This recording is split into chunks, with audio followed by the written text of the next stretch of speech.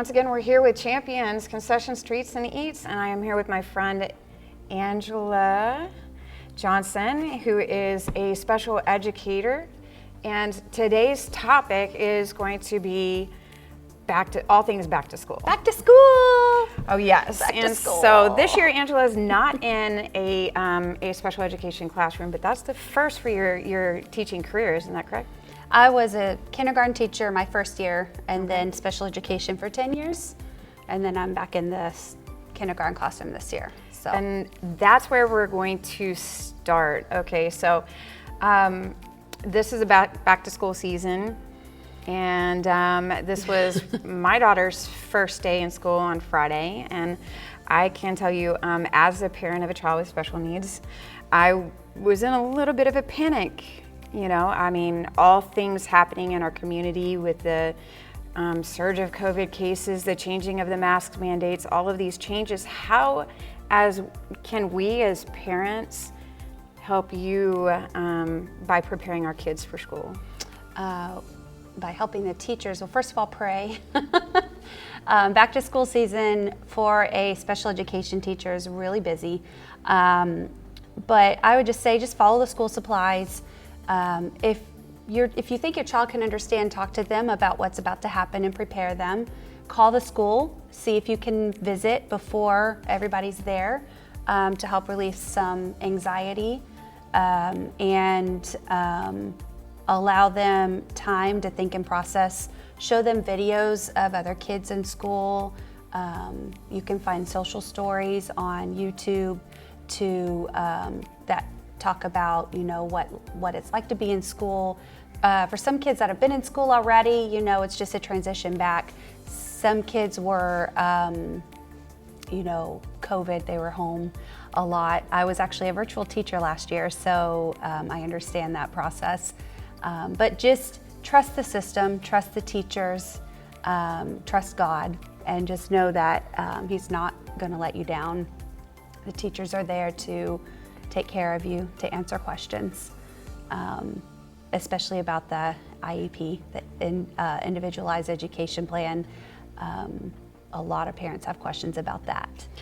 So one of the things, I mean, because Champions Concessions, we are an organization that takes children with, or adults with, and teenagers with cognitive or physical disabilities, hidden or unseen, and provides employment. One of the things that I have found for us is that we need to better to learn how to advocate in the school system. So as a parent of a child with a disability or a suspected disability, so I want to speak in particularly to that pre-K range, the person who has the 2-year-old or 3-year-old is not quite meeting the developmental stages and you've got some concerns. What can the school district and what does the state have to offer for them? You can call the school district right away. They can connect you with a diagnostician and they will begin the assessment process. A child on their 3rd birthday can start school in public school in a pre-K, like a PPCD type of program, as early as 3 years old. I actually taught PPCD for 4 years before I moved into the 5 and 6 year old range of teaching.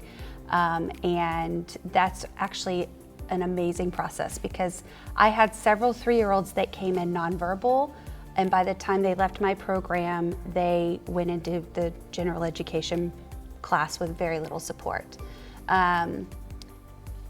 Be prepared not to set your expectations too high right away. Mm-hmm. I know it's hard if you have an only child and you don't have other kids to compare them to, or you know, to be able to see those developmental delays.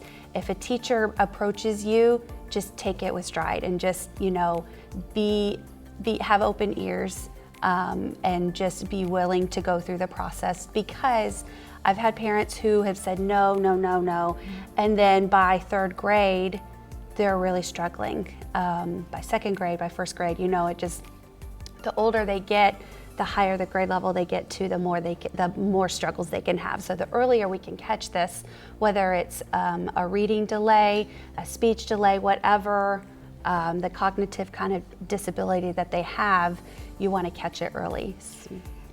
Now, I know you can't talk about specific students by name, but you know, as a champion in the education system, I know your heart gets really tied into some of these students and their success. Do you have a particular story you would like to share of someone that is a little champion in your mind?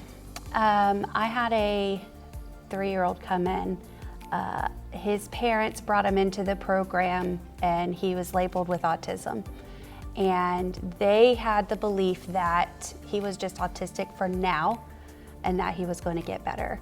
And when I heard him say that, I just kind of felt the Lord say, they believe he's going to be healed of autism. And as a teacher, it's different. As an educator, it's different to see that healing in place.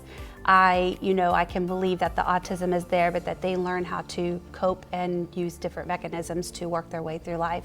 He was completely nonverbal. He ran around. He didn't really have an awareness of the surroundings around him. And we worked, with all of the students, but this one little baby, I prayed, God, let him speak. Let him speak. Just bring the words. And I prayed that over all of my students who struggled to talk. But this one in particular, I just felt he's going to talk. Like, I just knew it. So he came in as a brand new 3-year-old. His birthday, I believe, was like November. So he came in like on his 3rd birthday. So I got to have him 3-year-old, 4-year-old through kindergarten. I got to watch him go through kindergarten.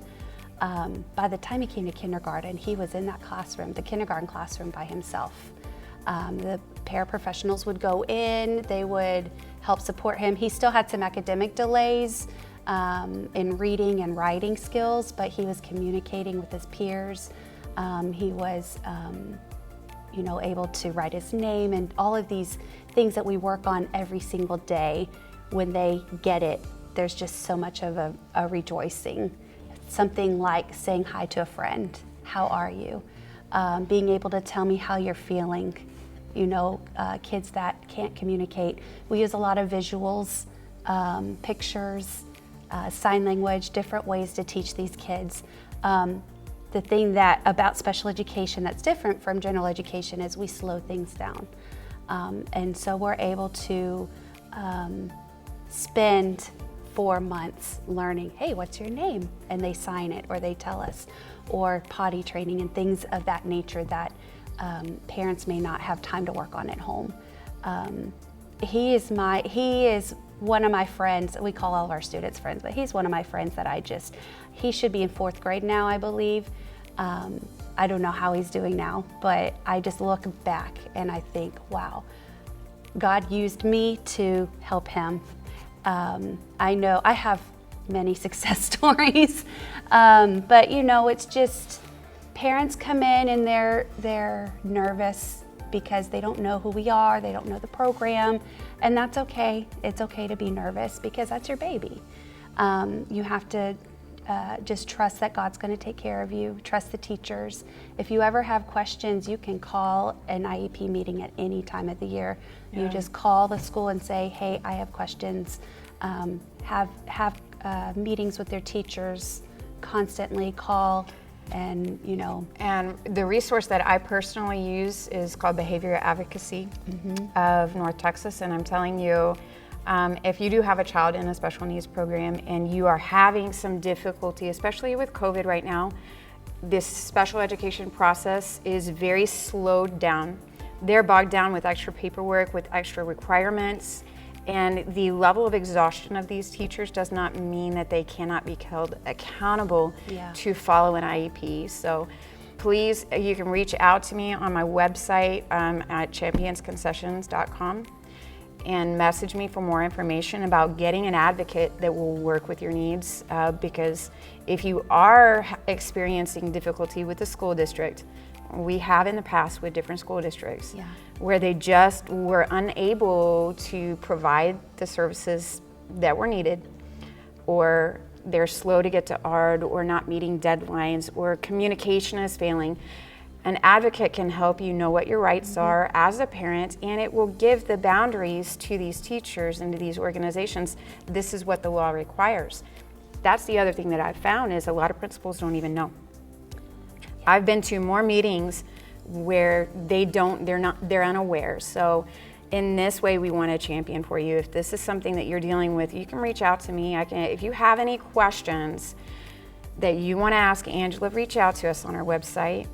Send us an email, info@championsconcessions.com, and we will try to answer those questions from our perspective as a parent with a child with special needs and an educator of children with unique abilities. Because I can guarantee you, if you want to see hope and you want to see life produced in your kids, talk to Angela, because she tends to draw it out of them.